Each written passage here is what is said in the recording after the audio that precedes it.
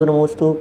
नमो हरिहंताणं, नमो सिद्धाणं, नमो आयर्याणं, नमो उवज्झायाणं, नमो रुवे सव्यसाहुणम्।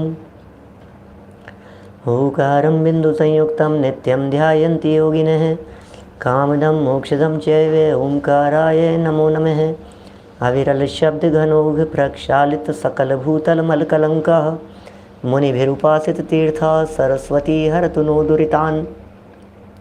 अज्ञानतिमिरान्धानां ज्ञानाञ्जनशलाकया चक्षुरुन्मिलितं येन तस्मै श्रीगुरुवे नमः। श्रीपरं गुरुवे नमः। परम्पराचार्य गुरुवे नमः।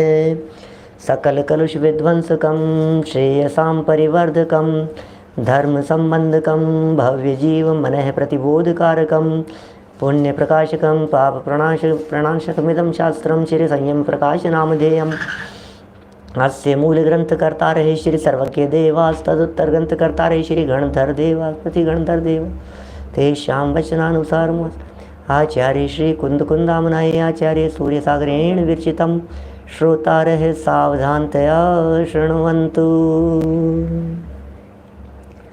मंगलम भगवान वीरो मंगलम गौतमो गणी मंगलम कुंदकुंदाद्यो जैन धर्मोस्तु मंगलम। सर्वमंगलमांगल्यं सर्वकल्याणकारिकं प्रधानं सर्वधर्माणां जैनं जयतु शासनं। जैनं जयतु शासनं। जैनं जयतु शासनं। संयम प्रकाश नाम का यह ग्रंथ है। एक एक विषय बहुत ही सुंदर उठाते जा रहे हैं और बहुत ही सुंदर ढंग से इन सब विषयों को समझाते चले जा रहे हैं। हमारे लिए क्या करने योग्य है, क्या अपनाने योग्य है, क्या पालन करने योग्य है, जीवन कैसा होना चाहिए, सोच कैसी होनी चाहिए, चिंतन कैसा होना चाहिए, यही तो सब बातें बतला रहे हैं यहाँ। बातें सरल सरल भी है, कुछ महत्वपूर्ण भी है। कल जो प्रकरण हमने यहाँ पढ़ा है आपके बीच में, उसमें हमने संगति की महिमा देखी है, संगति के बारे में देखा है। संगति, किसकी संगति करें? अरे अच्छी संगति यदि होगी तो उत्तम अवस्था की प्राप्ति होगी। यदि संगति खोटी हो गई तो सब बिगड़ गया। अच्छी संगति होनी चाहिए। अच्छी संगति कैसे करें? सज्जनों की संगति करो। कि कौन सज्जन है? कि विद्वान लोग सज्जन हैं। कि ना मिले तो क्या करें?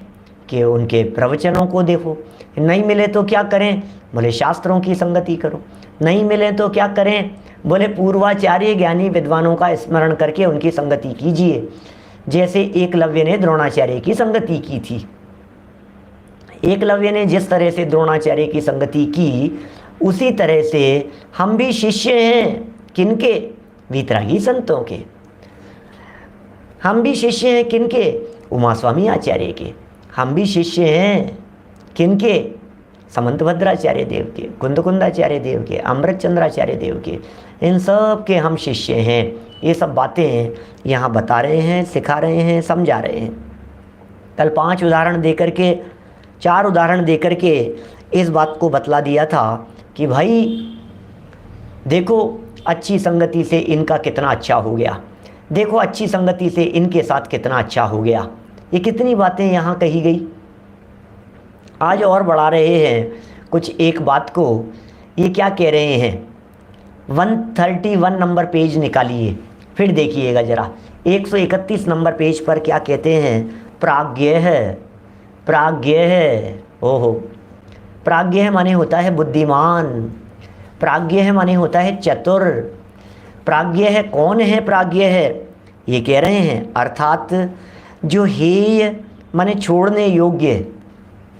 प्राज्ञ का अर्थ जो हेय अर्थात छोड़ने योग्य, उपादेय अर्थात ग्रहण करने योग्य कार्य को जानकर द्रव्य क्षेत्र काल आदि का तथा भविष्य का विचार करके चलता है, उसे प्राज्ञ कहते हैं, अथवा बुद्धिमान विद्वान भी कहते हैं।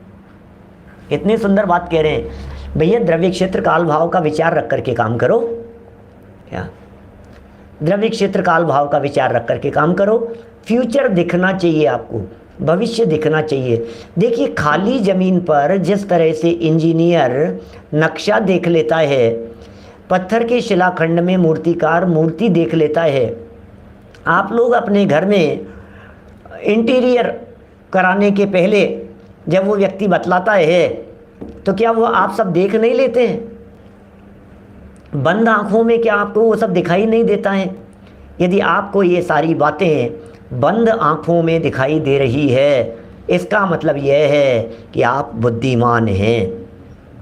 देखिए दुनिया के पदार्थों को द्रव्य, क्षेत्र, काल, भाव से देखिए, भविष्य से देखिए, क्या होगा, मैं ये कार्य कर रहा हूँ, इसका क्या इम्पेक्ट होगा, हमने ये जो काम किया है इसका क्या फल निकलेगा, क्या छोड़ने योग्य है और क्या ग्रहण करने योग्य है। ये विचार तो हमें करना ही पड़ेगा ना। छोड़ने योग्य क्या है, ग्रहण करने योग्य क्या है। अभी वो सब हमारे द्वारा पूर्व में बतलाई गई जितनी भी परिभाषाएं हैं, वे सारी बातें और सारी परिभाषाएं वो तो सब आपके ध्यान में हैं। बार बार मैं रिपीट भी नहीं करना चाहता। आलू उठाओ और रख दो, तो आलू नहीं छोड़ना है, उसके प्रति राग छोड़ना है। अवनीश भाई क्या कह रहे हैं यहाँ? हे माने छोड़ने योग्य, उपादेय माने ग्रहण करने योग्य। लेकिन क्या क्या, ये तो बताओ, क्या छोड़ने लायक और क्या उपादेय करने ग्रहण करने लायक? कि जो जानता है वो बुद्धिमान है, जो जानता है वो विद्वान है, जो जानता है वो ज्ञानी है, जो जाने वो समझदार है। ऐसा जानकर द्रव्य, क्षेत्र, काल का भी विचार कीजिए। कौन सा द्रव्य है, कौन सा क्षेत्र है, कौन सा काल चल रहा है और क्या भाव हो सकता है। देखो हम सबका विचार करते हैं। आपको पता है गर्मियों के दिनों में एसी खरीदते हैं तो क्या कीमत होगी, सर्दियों के समय ऑफ सीजन में खरीदते हैं तो क्या रेट होगी, हैं? जैसे एसी वगैरह हैं, एसी, पंखा, ये ऑफ सीजन में इनकी रेट डाउन हो जाती है। लेकिन यदि आप आम खरीद रहे हैं तो ऑफ सीजन में आम की कीमत बढ़ जाती है। अब बताओ, अब पलट गई ना बात कि नहीं साहब ऑफ सीजन चल रहा है, तुम्हारे आम आए हुए हैं, तो बोलो ये आम सर्दियों के समय में, जनवरी में यदि कोई व्यक्ति, अपने यहाँ जनवरी में आम नहीं आते हैं ना, जनवरी में यदि मार्केट में आम मिल रहे हैं और आप लेकर के आ रहे हैं तो क्या रेट में मिलेंगे, और आम के सीजन में आम खरीदेंगे तो क्या रेट में मिलेंगे। विचार करने के लिए कह रहा हूँ। अब आप ये कहो साहब, अरे भैया ये तो जनवरी तो आम का ऑफ सीजन है, यहाँ तो क्या तुम्हें मुफ्त में दे दें? क्या करें, 50% में दे दो भैया। कब? ऑफ सीजन चल रहा है भैया जनवरी में। अरे भाई सब जगह की बात अलग अलग है। इसलिए बुद्धिमान व्यक्ति द्रव्य का विचार करता है, क्षेत्र का विचार करता है, काल का भी विचार करता है। वहाँ सब चतुर हैं, लौकिक में तो सब जानते हैं भाई साहब। द्रव्य, क्षेत्र, काल का विचार करते हैं। हे और उपादेय के बारे में भी विचार किया जाना चाहिए। जो विचार करता है वो ज्ञानी है, ये बात यहाँ कह रहे हैं। उसे प्राज्ञ कहते हैं, बुद्धिमान कहते हैं, विद्वान भी कहते हैं। माने विद्वान लोग कोई भी कार्य सोच समझ करके करते हैं। कहा भी है, क्षत्र चूड़ामणि की सूक्ति यहाँ प्रस्तुत कर रहे हैं। हेयोपादेय विज्ञानम नो चेद व्यर्थ श्रुतौ श्रम है। जिसने हे माने छोड़ने योग्य, उपादेय माने ग्रहण करने योग्य वस्तु का ज्ञान आदि यदि उत्पन्न नहीं हुआ है तो शास्त्रों में परिश्रम करना व्यर्थ है। लो भाई साहब, उमाकांत जी क्या बात कह दी है, ये खतरनाक बात कह दी है। बोले खूब पढ़ लिए प्रमोद जी, भाई साहब खूब ज्ञान प्राप्त कर लिया, खूब पढ़ लिए, खूब शास्त्र ज्ञान हो गया। ये कह रहे हैं तुम्हें जितना शास्त्र ज्ञान हुआ है तुमने उन सबको पढ़ करके हे उपादेय का ज्ञान किया या नहीं, हे उपादेय का विचार हुआ या नहीं, कि हे उपादेय का विचार तो नहीं हुआ। तो बोले हे उपादेय का विचार नहीं हुआ तुम्हें, तो हटाओ तुम्हारी सारी पढ़ाई बेकार है। प्रैक्टिकल नॉलेज होनी चाहिए ना। प्रैक्टिकल नॉलेज नहीं है तो थ्योरी पढ़ करके क्या होगा।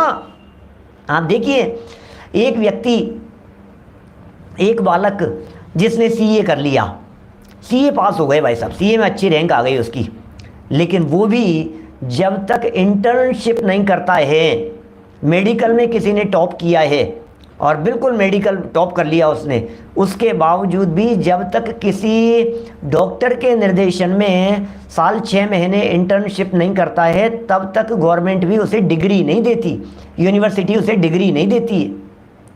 उनका क्या कहना है डिग्री के लिए? बोले ये कहना है कि भैया तुमने थ्योरी तो पढ़ ली है, अब जरा प्रैक्टिकल करके देखो थोड़ा सा, तब जाके तुम्हारे को डिग्री मिलेगी। सीए की डिग्री तब मिलेगी तुम्हारे को, ये डॉक्टर की डिग्री कब मिलेगी तुम्हारे को? क्या यदि इंटर्नशिप नहीं होगी तो फिर बेकार है, फिर कुछ नहीं होगा। फिर इसका मतलब प्रैक्टिकल नॉलेज जरूरी है ना। इसी तरह से हमारे वीतरागी संत कहते हैं तुमने शास्त्र तो बहुत पढ़ लिए, अब हमें ये बतलाओ शास्त्र पढ़ने के बाद में आत्मा पढ़ा या नहीं? बोले वो तो नहीं पढ़ा। तो बोले थ्योरी पढ़ी है, इससे क्या होगा? क्या माने इस थ्योरी को पढ़ने से कुछ भी नहीं होगा। असली चीज है इस थ्योरी को पढ़ करके प्रैक्टिकल नॉलेज कितनी आई, प्रैक्टिकल लाइफ में उसका इम्प्लीमेंट कितना हुआ, ये बतलाइए। यदि प्रैक्टिकल नहीं हुआ है, अपनी लाइफ में इम्प्लीमेंट नहीं हुआ है, तो फिर तो किताबी ज्ञान है। और यदि किताबी ज्ञान की हम बात करें तो 11 अंग 9 पूर्व का पाठी भी हो जाता है किताबी ज्ञान को लेकर के, उससे कुछ होने जाने वाला नहीं है। खूब पढ़ लिया, खूब पढ़ लिया, देखो और बातें कह रहे हैं यहाँ, सारा परिश्रम व्यर्थ है, शास्त्रों में परिश्रम करना व्यर्थ है। लोग मतलब क्या क्या बात कह रहे हैं, कैसे कहे जाते हैं, क्षत्र चूड़ामणि की बातें हैं।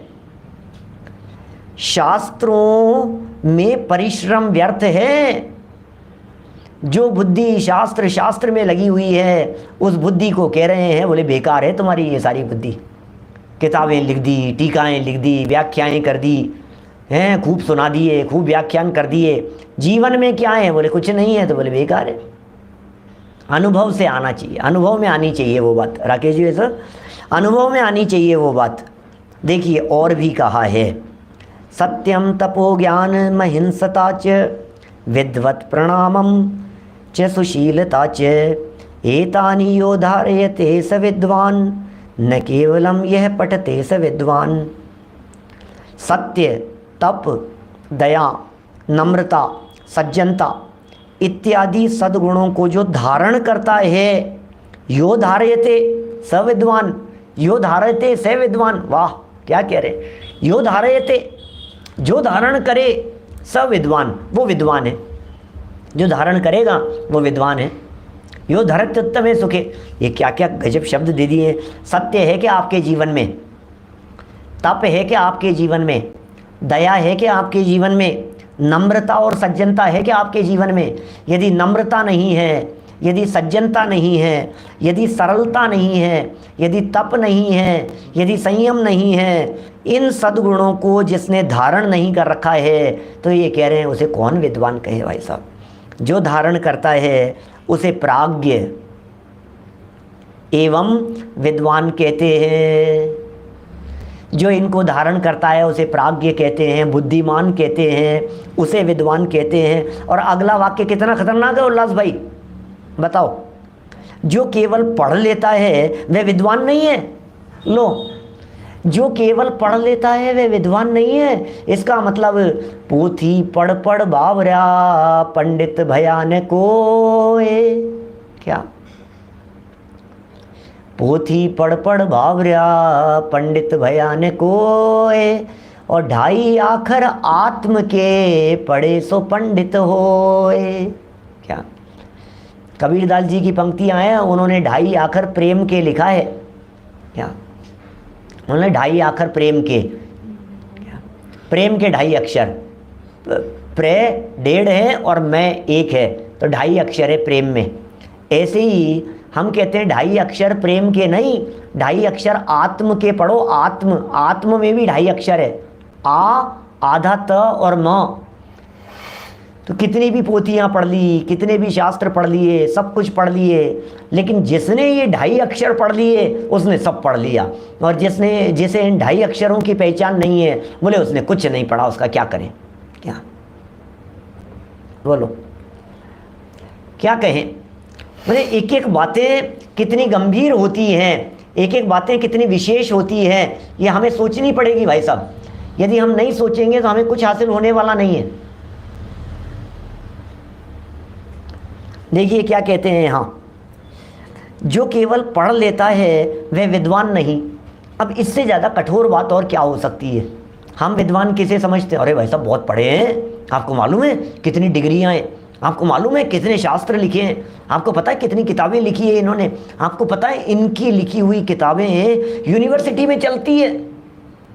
अच्छा, अरे भाई साहब बहुत विद्वान है, एमए है, पीएचडी है, ये है, दुनिया भर की डिग्रियां हैं, बीएड हैं, डिग्रियां हैं बहुत सारी। भाई साहब क्या कह रहे हैं, पोथी पढ़ पढ़ जग मुआ, पंडित भया ने कोई, और 2.5 आखर आत्म के ये महत्वपूर्ण बात है, आत्मा की। बोले सब पढ़ लिया, तुमने दुनिया पढ़ी, अरे आत्मा को पढ़ा मैंने, सब कुछ पढ़ लिया। कहते हैं ना, एक साधे सब सधे और सब साधे सब जाए। एक आत्मा को जिसने देख लिया उसने लोकालोक को देख लिया, और जिसने एक आत्मा को नहीं देखा उसको लोकालोक कितना भी देखने का प्रयत्न करे उसे लोकालोक दिखता नहीं है। क्या पिताजी साहब, हम कितना भी देखने की कोशिश करें, हमने ये देख लिया, अब ये देख लिया, अब ये देख लिया, अब ये देख लिया, अब ये देख लिया, अब इस देश में, अब इस देश में, अब इस शहर में, अब इस शहर में, अब इस जगह पर, अब ये वंडर देख लिया, अब ये वंडर देख लिया। अरे क्या वंडर देख लिया, वंडर बाहर में नहीं है, वंडर तो अंदर है भाई अभय जी। ये वंडर तो बाहर नहीं है, वंडर तो अंदर है। वंडरफुल चीज है अंदर, जिसे देखने पर, जिसे देखते सहज दिखता सबसे सुंदर आत्मस्वरूप। जिसे देख लेने पर सारा जगत दिखाई देता है, जिसे देख लेने पर सब कुछ दिखाई देता है। अरे आत्मा एक ऐसा दर्पण है जिसमें देखने पर लोकालोक झलकता है। ऐसा है आत्म तत्व। ये कहते हैं केवल पढ़ लिया विद्वान नहीं है, विद्वान नहीं है भाई साहब। पढ़ने मात्र को हम विद्वान नहीं कहते। भाव भाषण हुआ या नहीं हुआ कि साहब कैलकुलेशन कर दूंगा, कैलकुलेशन, लेकिन ये कैलकुलेट क्यों किया ये बता, तेरी कैलकुलेशन काम नहीं आएगी क्या? वो है ना, मैं भूल गया पंक्तियां, कुनवा डूबा क्यों, क्या 5 लोग जा रहे थे क्या, और 5 लोग जा रहे थे तो उनमें एक इंजीनियर साहब थे क्या, और इंजीनियर साहब थे और सब 5-5 फीट के लोग थे ये सब। और जाते जाते रास्ते के अंदर एक नदी आई, तो नदी आई तो पूछा कि इस नदी की गहराई कितनी है क्या, तो बोले नदी की गहराई 20 फीट की है। बोले नदी की गहराई 20 फीट की है और 5 का ये 5 का ये 5 का ये 5, हम लोग 5 लोग हैं, 5-5 फीट के, तो 5 5 25, अपन टोटल कितने फीट के हो गए? बोले अपन 25 फीट के हो गए। नदी की गहराई कितनी है? 20 फीट की है। तो बोले 20 फीट की नदी की गहराई, अपन लोग 25 फीट के, बिल्कुल बराबर कैलकुलेशन है। 5 को 5 से मल्टीप्लाई करो, 5 5 5 5 5। बोले चलो अपन आराम से पार हो जाएंगे। मैंने पूरा कैलकुलेट कर लिया, पूरा हिसाब लगा लिया मैंने। बोले साहब आप पढ़े लिखे हो, देखो आप देख लो, हिसाब लगा लो, अपन सब पार हो जाएंगे। अरे सब पार हो जाएंगे, तुम चिंता मत करो। क्या बोले कूदो, हाँ हाँ चलो अपन सब पार हो जाएंगे। बराबर बिल्कुल प्रॉपर कैलकुलेशन है, एग्जैक्ट कैलकुलेशन है। अरे भाई तेरी कैलकुलेशन तो बराबर है, लेकिन ये कैलकुलेशन यहाँ काम आएगी क्या? 5 डूब गए, 5 डूब गए, डूब नहीं थे। ऐसी कैलकुलेशन यहाँ काम आएगी क्या? क्या ये यहाँ समझा रहे हैं यहाँ पर, भैया पढ़ तो लिया लेकिन प्रैक्टिकल नॉलेज नहीं है तेरे को बिल्कुल भी। थोड़ी प्रैक्टिकल नॉलेज होनी चाहिए। अरे यार इतने समय क्या फ़र्क पड़ गया भाई साहब, बिल्कुल पढ़ तो लिया लेकिन प्रैक्टिकल नहीं दिखाई दे रहा है। इसलिए पता है क्या करते हैं, ये सब प्रैक्टिकल कराते हैं। अकेले किताबी ज्ञान के आधार पर ड्राइविंग नहीं होती है, अकेले किताबी ज्ञान के आधार पर तैरना नहीं होता है, अकेले किताबी ज्ञान के आधार पर सब्जी नहीं बनती है, अकेले किताबी ज्ञान के आधार पर दुनिया का कोई काम नहीं होता है। तो जब दुनिया का कोई काम किताबी ज्ञान के आधार पर नहीं होता है तो यह आत्मकल्याण किताबी ज्ञान के भरोसे कैसे हो जाएगा? कोई काम तो बतलाओ हमारे को जो किताबी काम से हो जाता, ज्ञान से हो जाता हो। बोले 4 लोगों के लिए यदि भोजन बनाते हैं तो इतनी सामग्री लगती है। अब 4 के लिए बना रहे हैं, अब ये 4 के का 5 हो गया कि 7 हो गया, तो अब मैं कैसे कैलकुलेट करूं और क्या करूं और कितना नमक डालूं और कितना मसाला डालूं? तो प्रैक्टिकल नॉलेज चाहिए। कोई तोल करके देखा जाता है, 10 ग्राम 5 ग्राम 10 ग्राम नमक डालो इसके अंदर, फिर 3 ग्राम, अरे सब्जी बनाते हैं ये डाल दिया, ये हो गया। ऐसे होता है, इसका नाम है प्रैक्टिकल। सारे दुनिया भर में प्रैक्टिकल काम आता है, थ्योरी काम नहीं आती है। तो यहाँ क्या कह रहे हैं, ये केवल पढ़ लेता है वह विद्वान नहीं है। तो फिर साहब क्या पढ़ना है आप बता दो। फिर पढ़ने की बात आ गई। अरे भाई जितना पढ़ा है उसके साथ में सत्य, तप, संयम, दया, नम्रता, सज्जनता, ये सब गुण है या नहीं है? क्या ये सारे गुण हैं या नहीं है?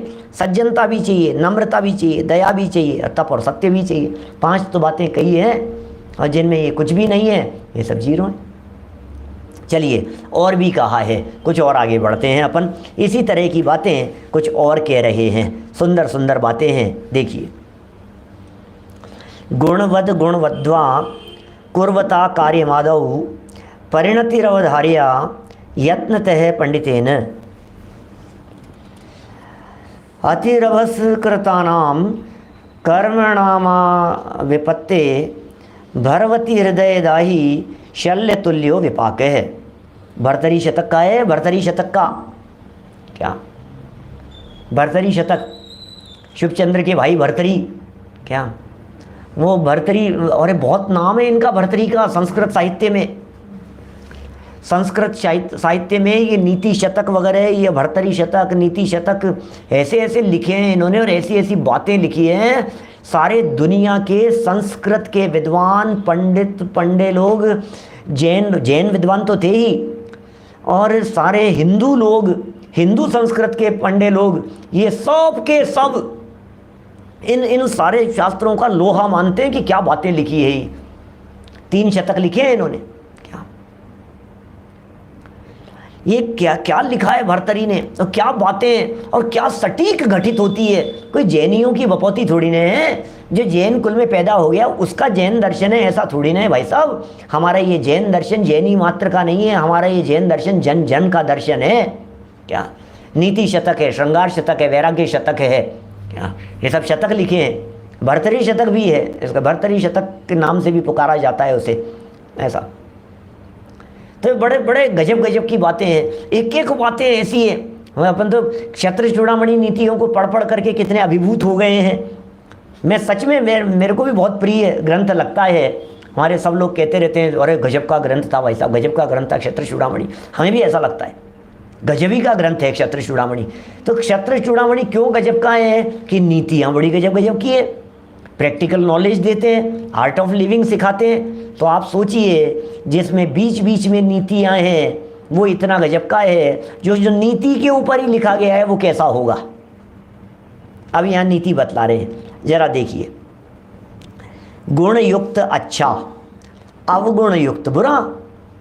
ये कार्य करने से प्रथम विद्वान मनुष्य उसके फल एवं परिणाम का अवश्य विचार कर लेना चाहिए।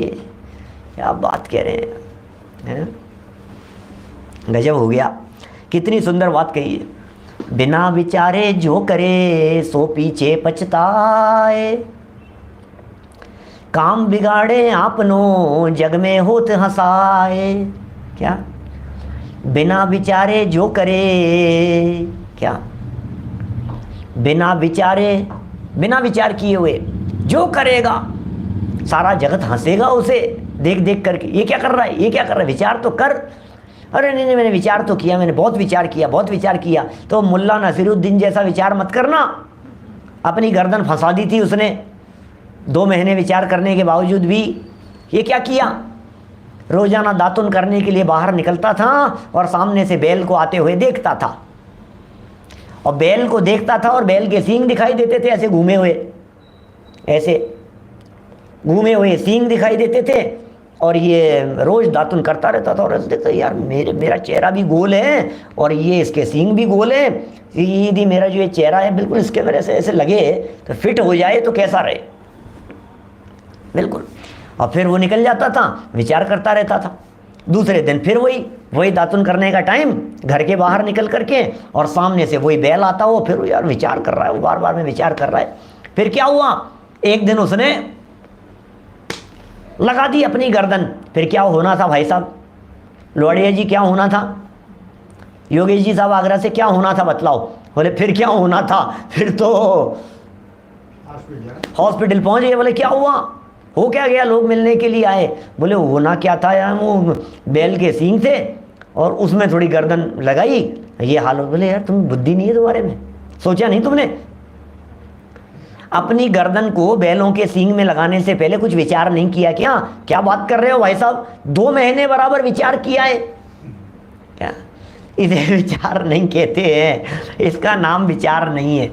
विचार उसका नाम है जो यथार्थ निर्णय पर पहुंचाए, सम्यक निर्णय पर पहुंचाए, उसका नाम विचार है। अच्छा क्या है और बुरा क्या है, करने के पहले सोच लो इसका फल क्या होगा, क्या आश्रय होने वाला है, इसके बारे में ज्ञानी पहले विचार करता है। अच्छा क्या है, बुरा क्या है, ये कार्य करने से प्रथम विद्वान मनुष्य उसके फल एवं परिणाम का अवश्य विचार कर लेना चाहिए, अवश्य कर लेना चाहिए। अर्थात कर लेने पर यदि उसका फल भविष्य में उत्तम प्रतीत हो तो करना चाहिए, अन्यथा नहीं करना चाहिए कि भाई साहब मैं ये काम कर रहा हूँ, इसका इन फ्यूचर क्या रिजल्ट आएगा, तब तो ये काम करूँ। और इस कार्य को करने से फ्यूचर में यदि रिजल्ट अच्छा नहीं आता हुआ दिखाई दे रहा है तो नहीं करना चाहिए। इसका मतलब बुद्धिमान व्यक्ति भविष्य का विचार करके काम करता है। हमारी हर क्रिया मोक्ष मार्ग के लिए होनी चाहिए, हमारी हर प्रवृत्ति, हमारा हर चिंतन, हर विचार मुक्ति के लिए होना चाहिए। मोक्ष मार्ग प्रशस्त हो रहा है या नहीं, ये विचार हमारे को निरंतर करना चाहिए। देखिए तात्पर्य में भी वही बात कहते हैं। तात्पर्य यह है कि श्रावक को यह विचार लेना चाहिए कि इस कार्य के करने से मेरे सम्यक्त्व को हानि तो नहीं होगी। ओह, श्रावक को बराबर इस बात का विचार कर लेना चाहिए, मैं जो ये विचार कर रहा हूँ, इस विचार को करने, ये काम कर रहा हूँ, ये क्रिया कर रहा हूँ, ये प्रवर्तन मेरा हो रहा है, इससे सम्यक्त्व को हानि तो नहीं होगी। विचार कीजिए पिताजी साहब, हमने जो ये काम किया है इससे क्या सम्यक्त्व को हानि तो नहीं होगी, सम्यक्त्व को नुकसान तो नहीं होगा। कहते हैं क्योंकि जो कार्य बिना विचारे उतावली से कर लिए जाते हैं, ओ हो उतावली से कर लिए जाते हैं, उतावले में काम हो जाते हैं। अरे उतावलेपन में झगड़े हो जाते हैं, उतावलेपन में लड़ाइयाँ हो जाती है, उतावलेपन में घर टूट जाते हैं, उतावलेपन में न मालूम क्या क्या काम हो जाते हैं। ज़्यादा उतावलापन ठीक नहीं है, उतावलेपन में ही तो आत्महत्याएं हो जाती है। उतावलापन किसका नाम है, कैसे कहो भाई साहब।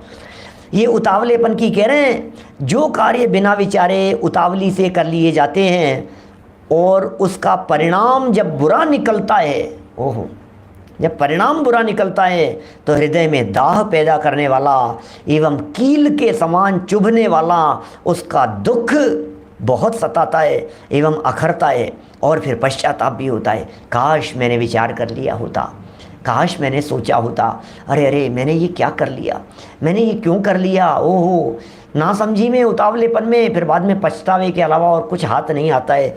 वो घटना आपने सबने सुनी होगी, क्रोध आदि के प्रसंग में हमेशा सुनाता हूँ। नेवला पाल रखा था अपने घर में, छोटा बच्चा था और महिला पानी लेने के लिए चले गई। उस नेवले के भरोसे, पालतू नेवला था, वो पालतू नेवले के भरोसे अपने 6 महीने के बच्चे को पलने में झूलता हुआ देखकर उस नेवले को इंस्ट्रक्शन देकर और वो चले गई मटका लेकर के और कुएं पर पानी भरने के लिए। फिर क्या हुआ भाई साहब, पीछे से सांप आ गया। अब सांप आ गया तो नेवले, सांप उसको बच्चे को डसने लगा, नेवले ने रोका टोका और आपस में लड़ाई हुई। फिर नेवले ने सांप के टुकड़े टुकड़े कर दिए, लहूलुहान हो गया पूरा।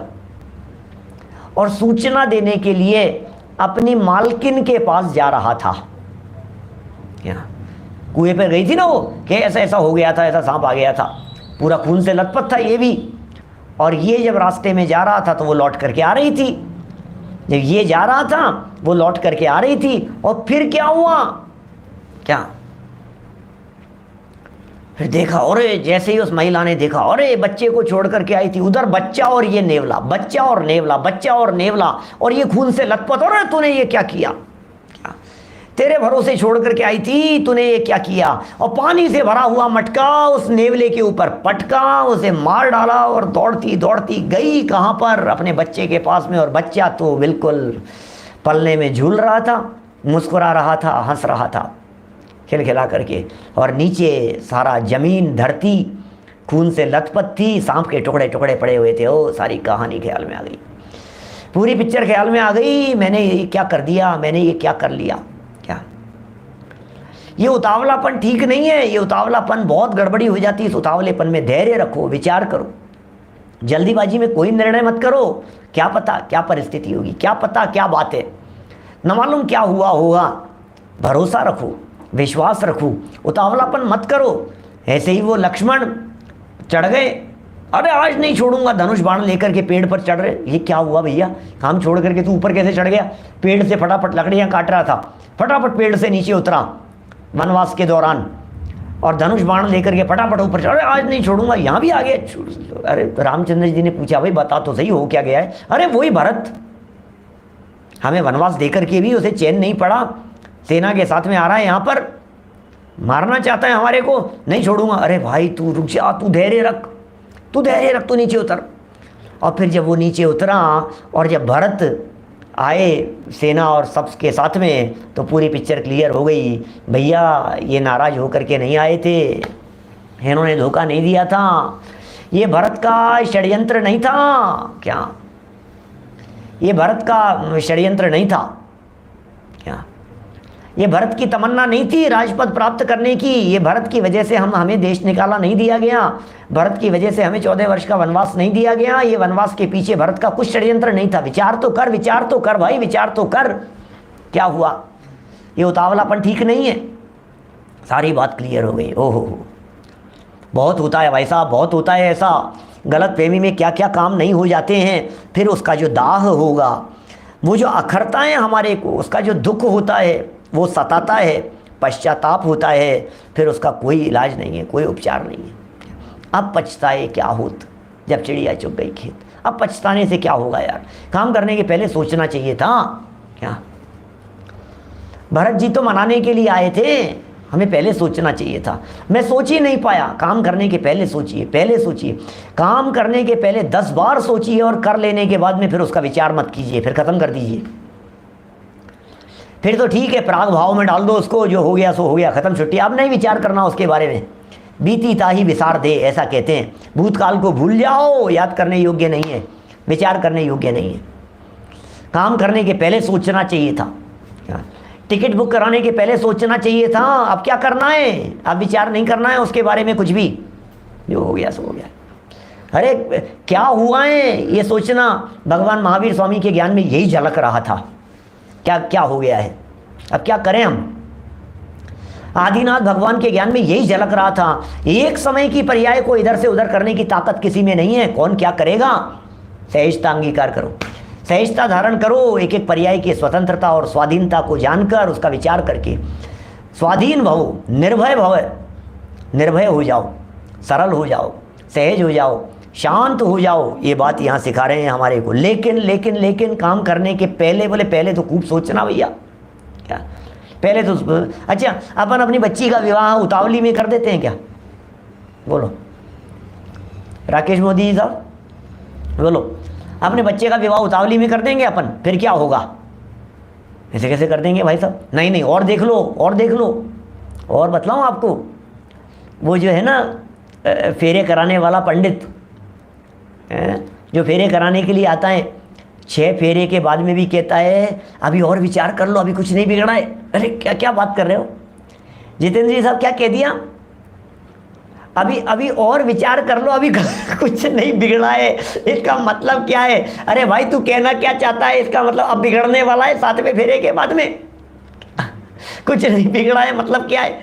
बोले नहीं नहीं, विचार कर लो, अभी बेटी बाप की है, अभी अभी अभी शादी हुई नहीं है, अभी 7वां फेरा बाकी है, अभी 6 ही हुए हैं। और देखो मैं आपको क्या बतलाऊं भाई साहब, वो शादी विवाह का माहौल ऐसा बना देते हैं, ये ढोल नगाड़े बचेंगे क्या, और वो आ जाएंगे, बैंड वाले आ जाएंगे, बजाने वाले म्यूजिक चलाएंगे, डीजे चलेगा, ये चलेगा, वो चलेगा, इतना धाम धूम, और ये मेहंदी चल रही है, और ये संगीत चल रहा है, और ये नाटक हो रहा है, और ये नाच रहे। विचार करने का मौका नहीं मिलना चाहिए इन दोनों को। इतना उलझाए रखो इनको इस तामझाम में, क्योंकि अंतिम फेरे से पहले तक भी इन्होंने यदि विचार कर लिया तो फिर क्या होगा? बोले फेरे मुश्किल पड़ जाएंगे। क्या ऐसे उलझा करके रखते हैं कि ये सोच ही नहीं पाए, ऐसे ऐसे उलझा करके रखते हैं। भैया विचार नहीं आना चाहिए इनको, इनको वैराग्य का विचार मात्र भी नहीं आना चाहिए, क्योंकि वैराग्य का विचार मात्र यदि आ जाता है तो घर छोड़ करके चले जाते हैं। नेमिनाथ जैसे, नेमिनाथ स्वामी छोड़ करके चल दिए, बारात दरवाजे पर पहुंच गई और ये चल दिए, बस विचार आ गया। हुआ क्या, विचार कर लिया और क्या किया। ये कह रहे हैं बुद्धिमान लोग पहले विचार किया करते हैं, बाद में नहीं। आप विचार कीजिए पहले, अभी भी कुछ नहीं बिगड़ा है, क्या करें। देखिए, फिर नहीं तो दुख सताता है एवं अखरता है और पश्चाताप भी बहुत होता है। फिर तो दुख होगा भैया। सुनील जी सर्राफ साहब क्या कह रहे हैं, अभी तक बेटी बाप की है, अभी तक बेटी बाप की है। भैया बेटी तो बाप की रहेगी हमेशा, क्या बेटी किसकी रहेगी, बेटी तो पिता की ही होगी, उसमें क्या है। लेकिन बात तो यहाँ यह चल रही है, सारे काम विचार पूर्वक होना चाहिए। मकान बनाते समय, और यार इस जगह पर ये कमरा हो जाता तो कितना अच्छा रहता, देखो इस जगह पर ये अलमारी निकल जानी चाहिए। तो अब क्या सोच रहा है भाई, अब बन जाने के बाद में, मुहूर्त हो जाने के बाद में, उद्घाटन हो जाने के बाद में, इनॉग्रेशन हो जाने के बाद में, अब तेरा सोचना कुछ कार्यकारी नहीं है, अब ये किसी काम नहीं आना है। अब क्या सोच रहा है, दीक्षा लेने के बाद में विचार करे, और यार मैंने क्या ले लिया भाई साहब, मैं कहाँ फंस गया। रात्रि भोजन का त्याग करने के बाद में विचार करे, अरे यार मैंने क्या कर लिया यार। अरे तो भाई तू पहले क्यों नहीं सोचा, तूने 10-10 बार प्रतिज्ञा लेने के पहले क्यों नहीं सोचा, नियम लेने के पहले क्यों नहीं सोचा, काम करने के पहले क्यों नहीं सोचा, अणुव्रत लेने के पहले, महाव्रत लेने के पहले, घर छोड़ने के पहले, कोई काम करने के पहले। पहले विचार करो, पहले विचार करो। देखो भैया विचार कर लो बहुत अच्छे से, कोई दिक्कत नहीं है। बिजनेस शुरू करने के पहले, काम शुरू करने के पहले, जहाँ लगाना हो आपको सब जगह पर लगाइए। नीतियाँ हैं सब जगह पर लागू होती है, घर में, परिवार में, बिजनेस में, अध्यात्म के मार्ग में, मोक्ष मार्ग में, सब जगह पर लागू होती है। बाद में मत पछताना, ये मैं क्या कर बैठा, ये मैंने क्यों कर लिया। फिर नहीं, फिर कुछ नहीं होगा। देखिए आगे बढ़ते हैं अपन लोग। और भी कहा है इसी संबंध में, और भी कुछ बातें कहते हैं। किरातार्जुनीय नियम द्वितीय सर्ग की ये बात है। भारवी हैं इसके लेखक, भारवी। ये भी जैन नहीं है, जैन कवि नहीं है ये, लेकिन संस्कृत साहित्य में इनका भी एक योगदान है, सुंदर रचना है। महाकवि भारवी, भारवी के द्वारा लिखा गया है। देखिए, सहसा विद्धितन क्रियाम विवेक है परमापदाम पदम वृणुते ही विमृश्य कारिणम गुणलुब्धा स्वयमेव संपद है। क्या कह रहे हैं, मनुष्य को कोई भी कार्य उतावली से बिना विचारे नहीं करना चाहिए। मनुष्य को कोई भी कार्य, क्या कह रहे हैं, कोई भी कार्य किसी भी मनुष्य को बिना विचार किए हुए नहीं करना चाहिए। कौन लिख रहे हैं, किरातार्जुनीयम के लेखक भारवी जी लिख रहे हैं। और एक ही रचनाएं इनकी, हमारे अभय जी कह रहे हैं सामने से, एक ही रचनाएं इनकी, लेकिन बड़े गजब के विद्वान हैं, बड़ी सुंदर बातें कही है। और देखिए आप कहाँ कहाँ से लेकर के आए हैं हमारे सामने। ये आचार्य सूर्य सागर जी साहब यहाँ ला कर के हमारे सामने रख दिया है। मनुष्य को कोई भी कार्य उतावली के बिना, क्या मनुष्य को कोई भी काम करो भैया, उतावलापन नहीं हो, फड़फड़ नहीं हो, ज़्यादा धैर्य रखो, कोई बात नहीं है, हो रहा है यार, ज़्यादा जल्दीबाजी नहीं। ज़्यादा जल्दीबाजी के अंदर काम बिगड़ने की संभावनाएं ज़्यादा होती है। धैर्य से करो, लेकिन धैर्य का अर्थ ढीलापन भी नहीं, यथा योग्य रीति से। नहीं तो क्या होता है, अरे धैर्य से कर रहा है, धैर्य से कर रहा है, धैर्य से कर रहा है, ये कितने धैर्य में करेगा, ये तो फिर बीरबल की खिचड़ी जैसा काम हो जाएगा। आपको पता है वो कहानी, बीरबल की खिचड़ी नीचे से लगा दी थी और ऊपर ये क्या हुआ, ये क्या हुआ, ये खिचड़ी पक रही है, खिचड़ी पक रही है, पक जाएगी। कब पकेगी, दुनिया जिंदगी निकल जाएगी, खिचड़ी नहीं पकेगी। 20 फीट ऊपर हंडी लगा दी उसने, मटकी लगा दी और उसके अंदर खिचड़ी लगा दी, डाल दी और पकाने के लिए, और नीचे से आग जला दी। ये अकबर को शिक्षा देने के लिए किया था। अकबर बीरबल के किस्सों में, प्रसंगों में है। वो सजा दी थी एक व्यक्ति को ठंडे पानी के अंदर तालाब में खड़ा रहने की। रात भर खड़ा रहेगा ठंड के समय में, सर्दियों के समय में। और सुबह जब वो बुलाया उसको दरबार में, तो बोले तू खड़ा कैसे रहा ये बता, ऐसे कैसे बर्दाश्त कर लिया तूने, इतनी ठंड के अंदर तू मर नहीं गया इतनी ठंड में? तो उसने जवाब दिया कि आपके जो है ना वो छत पर उधर वहाँ पर एक दीपक जल रहा था, और रात को 2 बजे के आसपास वो दीपक बुझ भी गया था। और उस समय वो बुझ गया था तो आपके सिपाहियों ने 15 मिनट तक कोई नहीं आया, फिर आकर के उसे जलाया, तो मैं तो बस उसको देखता रहा और मेरी तो रात निकल गई। तो महाराज ने कहा अच्छा बेटा, तो हमारे यहाँ जो दीपक जल रहा था उससे ताप भोग रहा था, उसकी गर्मी ले रहा था क्या? तुझे कड़ी से कड़ी सजा दी जाएगी क्या? ये तो काम ही नहीं हुआ इस तरह का, तेरे को जो सजा दी थी वो तो ये बात जब बीरबल के पास में पहुंची तो उसने खिचड़ी पका दी क्या? अकबर जी महाराज को समझाने के लिए, महाराज क्या करो, भले कर क्या रहा है? बीरबल, खिचड़ी पका रहा हूँ। आधे घंटे बाद में फिर पूछा कि बीरबल क्या कर रहा है? बोले खिचड़ी पका रहा हूँ महाराज। आधे पौन घंटे बाद में फिर पूछा कि क्या हुआ महाराज? खिचड़ी पक रही है। इसका नाम है खिचड़ी पकाना क्या? बीरबल खिचड़ी पका रहा है। वह जाकर के देखा महाराज ने कि ये क्या हो रहा है, ये जिंदगी निकल जाएगी। कि क्यों महाराज, क्या बात कर रहे हो? जब 40 फीट दूरी से उसको अग्नि मिल सकती है और ताप मिल सकता है, उष्णता मिल सकती है, तो ये तो 15 फीट की दूरी पर है, पक जाएगी थोड़ी देर में, और थोड़ी देर में, और थोड़ी देर में। अरे भाई समझ में आ गई महाराज के क्या है स्थिति। ये देखो क्या कह रहे हैं यहाँ, भैया उतावलापन नहीं किसी भी काम में, रंच मात्र उतावलापन नहीं होना चाहिए, बिना विचारे नहीं करना चाहिए। कार्य करते समय उसका भविष्य फल न सोचने से, भविष्य फल नहीं सोचने से मनुष्य को बहुत आपत्तियां भोगनी पड़ती है।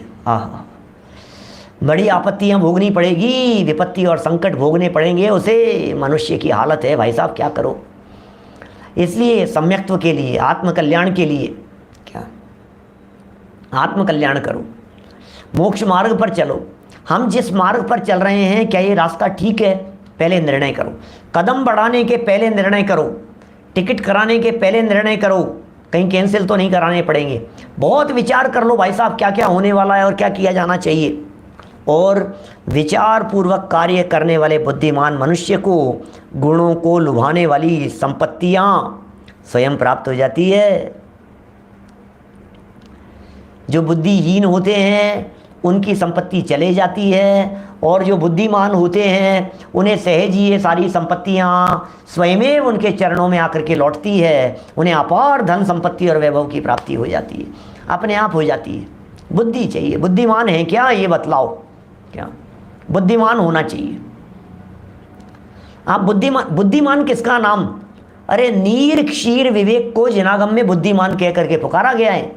मिलावटी का नाम बुद्धिमान नहीं है।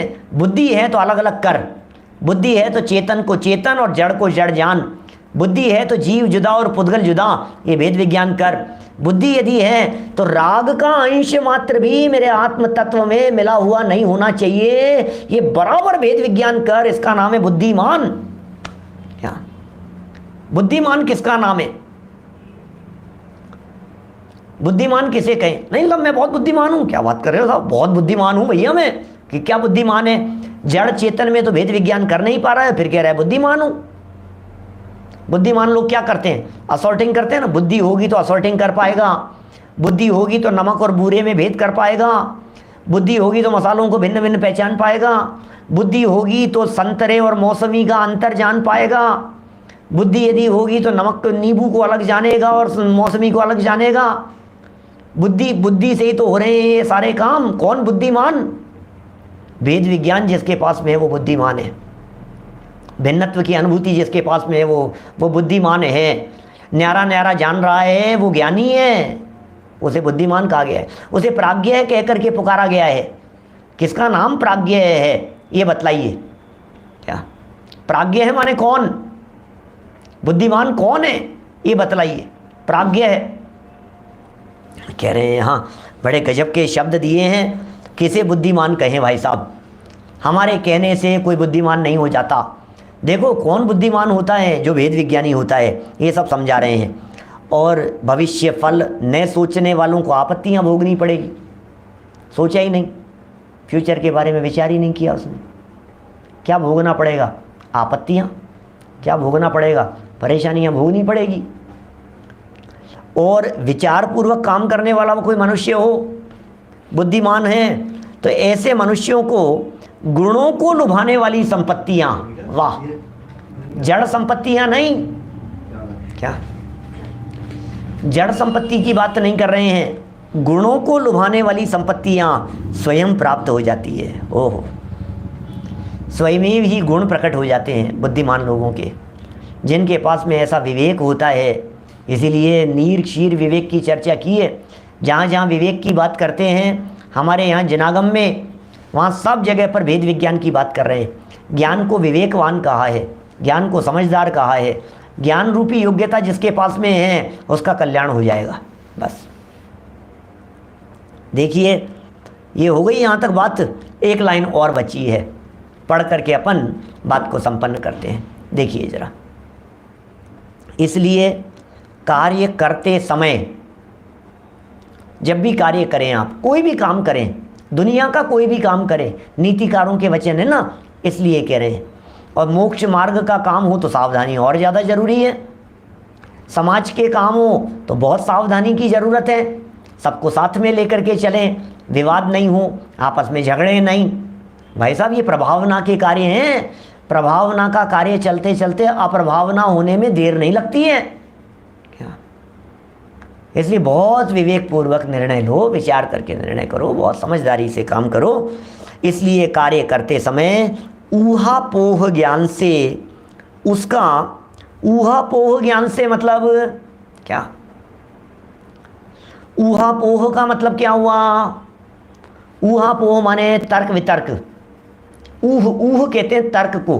व्याप्ति ज्ञानम ऊह, ऐसा सूत्र है। व्याप्ति ज्ञानम ऊह, ऊह माने तर्क, तो व्याप्ति ज्ञानम तर्क है, ऐसा भी कह देते हैं।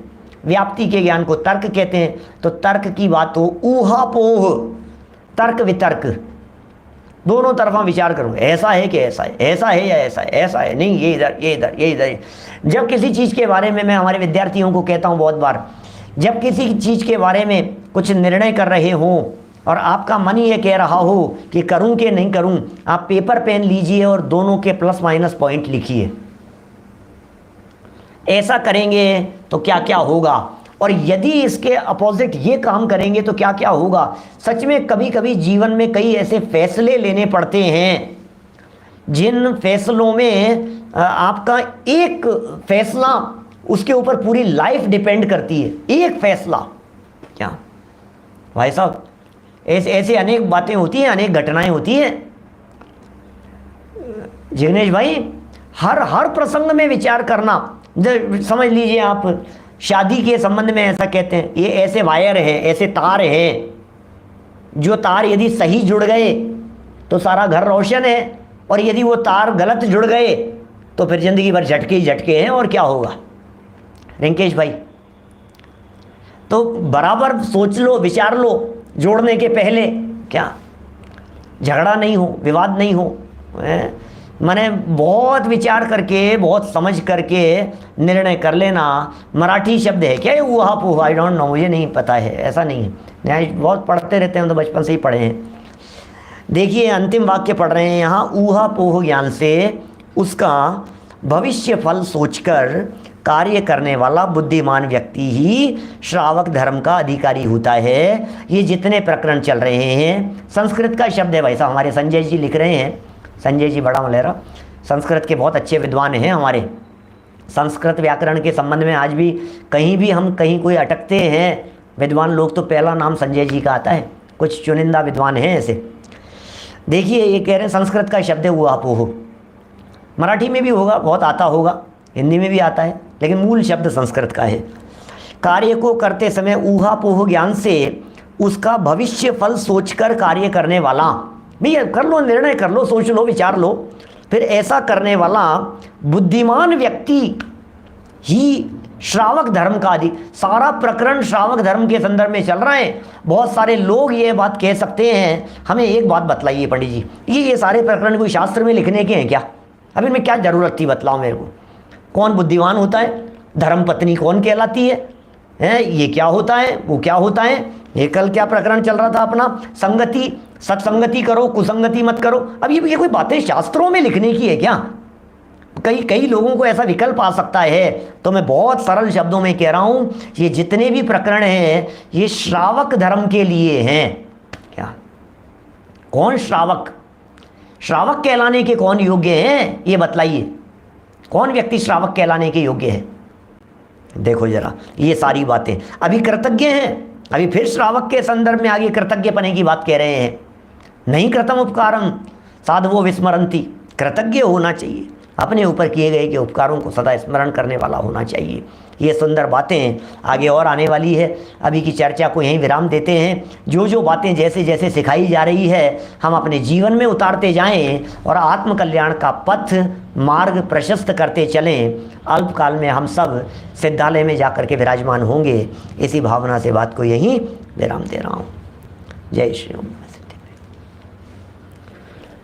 जा वाणी के ज्ञान ते सूझे लोकालोक, सो वाणी मस्तक नमो सदा देत हूँ ढोक, सदा देत हूँ ढोक। नौ बार मुखर नमो प्रिय।